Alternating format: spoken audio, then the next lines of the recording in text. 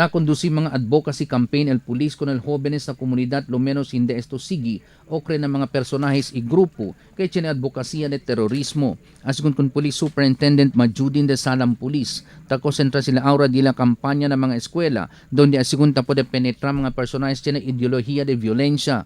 Como cosa sucede na un estudyante del Western Mindanao State University donde atira este con el un Muslim scholar y oficial del Embajada del Saudi adentro mismo del universidad. Actually, we also received some information but we have to confirm.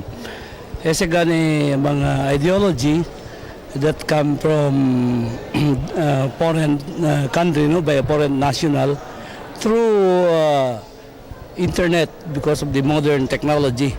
Natali sila mga tapikura sila na imbita di aton mga jóvenes, no, para man-join na dila grupo, which is not accepted, as I've mentioned several times, not accepted by the common people. Asigun pa kun Majudin tapikura sila aura pelya con estos mga personalidad por medyo presentar tupaw ideolohiya con el mga jóvenes. Gilbert Manuel, Dateline Zamboanga.